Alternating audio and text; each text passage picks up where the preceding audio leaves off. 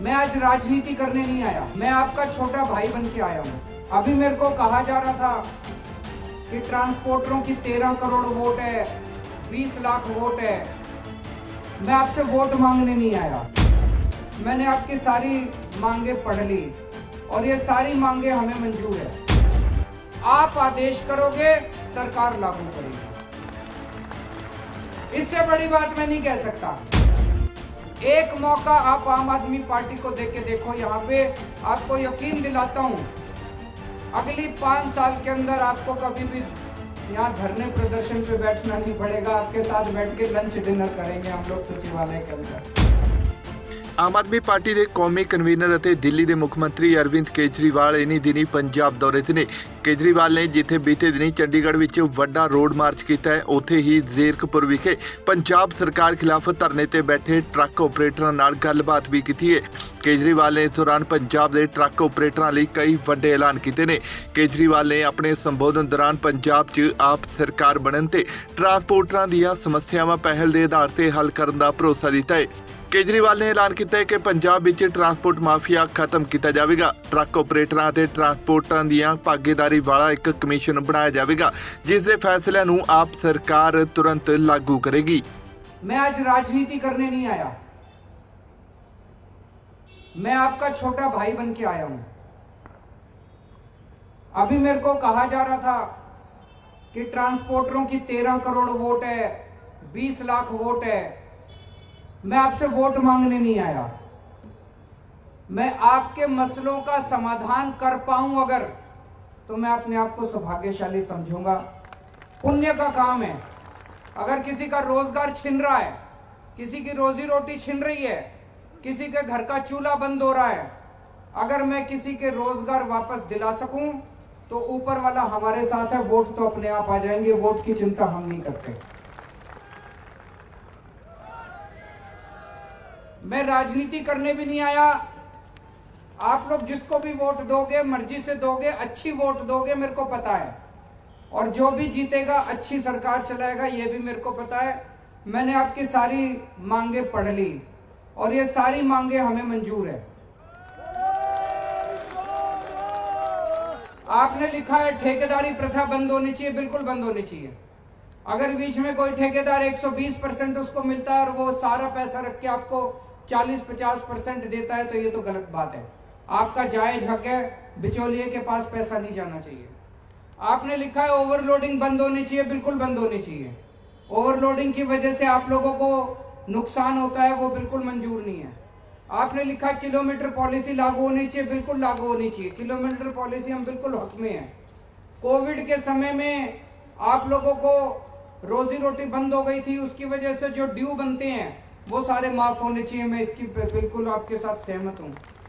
मुझे लगता है मोटे मोटे तौर पे सरकारों ने ऐसा सिस्टम बना दिया कि व्यापारी और ट्रक ऑपरेटर के बीच में तकरार है। हमें तकरार खत्म करनी है। व्यापारी की भी रोजी रोटी चलानी है, ट्रक वालों की भी रोजी रोटी चलानी है। व्यापारी की रोजी रोटी बंद हो जाएगी तो ट्रक वाले की भी रोजी रोटी बंद हो जाएगी। ट्रक वाले की रोजी रोटी बंद हो जाएगी तो व्यापारी की भी रोजी रोटी बंद हो जाएगी। हमें ऐसी व्यवस्था करनी है कि आप सब लोग खुशी से अपना अपना काम कर सकें। ट्रक वाले भी काम करें, व्यापारी भी काम करें। इसके बारे में जो आप लोगों की मांग है, जो सबसे जायज मांग मेरे को लगती है कि इसके बारे में एक ट्रांसपोर्ट पॉलिसी बनाई जाए। और ट्रांसपोर्ट पॉलिसी कोई नेता या अफसर अपने एसी कमरे में बैठ के ना बनाए। ट्रांसपोर्ट पॉलिसी ट्रांसपोर्टर बनाए। आप लोग ट्रांसपोर्टर लोग पॉलिसी बनाओ तो हमारी सरकार आएगी। एक जो सबसे बड़ा वादा मैं करके जा रहा हूं, आपकी यूनियनों में से, आपके लोगों में से, आपके आगुओं में से, आपके प्रधानों में से हम लोग चुन के 10 से 15 लोगों की एक कमेटी बना देंगे। वो कमेटी जो जो हमें बताएगी, जैसे जैसे मार्गदर्शन करेगी, आप आदेश करोगे, सरकार लागू करेगी। इससे बड़ी बात मैं नहीं कह सकता। अभी इस ਟਰੱਕ ਆਪਰੇਟਰਾਂ ਦੇ ਧਰਨੇ 'ਚ ਪਹੁੰਚੇ ਅਰਵਿੰਦ ਕੇਜਰੀਵਾਲ ਨੇ ਧਰਨਾਕਾਰੀਆਂ ਤੋਂ ਮੰਗ ਪੱਤਰ ਲੈਣ ਤੋਂ ਬਾਅਦ ਐਲਾਨ ਕੀਤਾ ਕਿ ਆਮ ਆਦਮੀ ਪਾਰਟੀ ਪੰਜਾਬ ਦੇ ਟਰੱਕ ਆਪਰੇਟਰਾਂ ਦੀਆਂ ਸਾਰੀਆਂ ਮੰਗਾਂ ਮੰਨਦੀ ਹੈ ਅਤੇ ਪੰਜਾਬ 'ਚ ਆਪ ਦੀ ਸਰਕਾਰ ਬਣਨ ਤੇ ਪੰਜਾਬ ਦੇ ਟਰਾਂਸਪੋਰਟਾਂ ਦੀਆਂ ਸਮੱਸਿਆਵਾਂ ਦਾ ਪੱਕਾ ਹੱਲ ਕੀਤਾ ਜਾਵੇਗਾ। अभी इस कागज में आपने 8 मांग रख रखी है। ये मैं आपको यकीन से कह सकता हूं, ये 8 भी मान लूं तब भी जिंदगी तो बहुत बड़ी है। अब 8 और आ जाएंगी अगले साल तक, है कि नहीं है? ऐसा तो है नहीं कि 8 के बाद बस स्वर्ग मिल जाएगा, ऐसा तो है नहीं। तो आपकी सारी मांगें एक कमिटी बनाएंगे, 10 से 15 लोगों की कमीशन बना देंगे। वो कमीशन जो जो बातें कहेगा समय समय पे परमानेंट कमीशन बना देंगे। आपकी जब भी जो भी समस्या आएगी वो समस्या वो कमीशन जो बोलेगा वो कमीशन सरकार के ऊपर लागू करना पड़ेगा। सरकार को ये बाध्य होगी सरकार लागू करने के लिए। आपकी सारी मांगे हम मानेंगे। हमें लड़ाई झगड़े किसी भी हालत में नहीं करने। आज सरकारें जानबूझ के इसको उससे लड़ाती हैं, उसको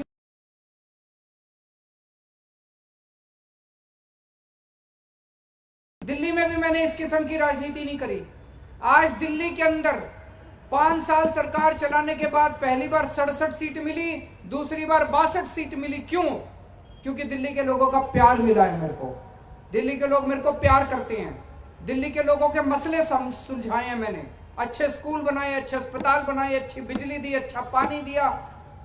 पहले जो बीजेपी को वोट देते थे, दिल्ली को बीजेपी का गढ़ माना जाता था, जो बीजेपी को कांग्रेस को वोट देते थे, आज वो सारे के सारे आम आदमी पार्टी को वोट देते हैं। सारे पलट गए, सारी पार्टियां साफ हो गई, केवल आम आदमी पार्टी बची है। ऐसे ही एक मौका आप आम आदमी पार्टी को देके देखो। यहां पे आपको यकीन दिलाता हूं, अगली 5 साल के अंदर आपको कभी भी यहां धरने प्रदर्शन पे बैठना नहीं पड़ेगा। आपके साथ बैठ के लंच डिनर करेंगे हम लोग सचिवालय के अंदर।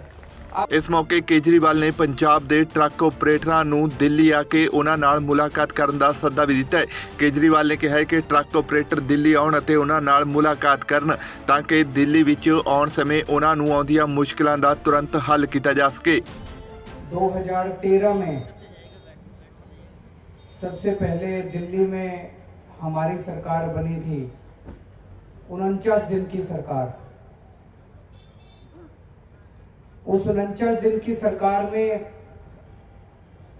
दिल्ली में भ्रष्टाचार कम नहीं हुआ था, खत्म हो गया था, बिल्कुल खत्म हो गया था भ्रष्टाचार 49 दिन की सरकार में। कैसे खत्म हुआ? आप लोगों को याद होगा, जैसे ही हमारी सरकार बनी मैंने ऐलान किया था कि अगर कोई किसी से रिश्वत मांगे, कोई भी अफसर, तो मना मत करना। अपना मोबाइल फोन निकाल लेना, उसको रिकॉर्डिंग पे लगा लेना और वो रिकॉर्डिंग मेरे को भेज देना। मैंने अपना व्हाट्सएप नंबर जारी कर दिया। 49 दिन के अंदर मैंने 32 अफसर जेल भेजे थे।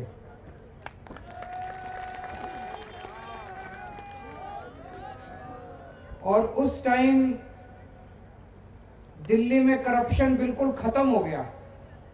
कोने कोने में बात फैल गई कि बड़ा सख्त मुख्यमंत्री आया है, किसी की नहीं सुनता, कोई भ्रष्टाचार बर्दाश्त नहीं करता। दिल्ली में पंजाब से बहुत ट्रक आते हैं, तो जो पंजाब से ट्रक आया करते थे उनको जो रिश्वत देनी पड़ती थी हर ट्रैफिक लाइट पे, बॉर्डर पे, उन्होंने देखा कि रिश्वत खत्म हो गई दिल्ली के अंदर, तो भ्रष्टाचार खत्म हो गया। उन्होंने वापस आके पंजाब में बताया, लोगों को बताया कि दिल्ली में जो नई सरकार बनी है, दिल्ली में जो केजरीवाल की सरकार बनी है, वहां पे भ्रष्टाचार बिल्कुल खत्म हो गया है। और आप ट्रक वालों ने जो पंजाब में वापस आके बताया, उसका नतीजा था कि अगले लोकसभा चुनाव में पंजाब के लोगों ने हमें 4 MP की सीट दी थी। उनको लगा ये सरकार बड़ी शानदार है।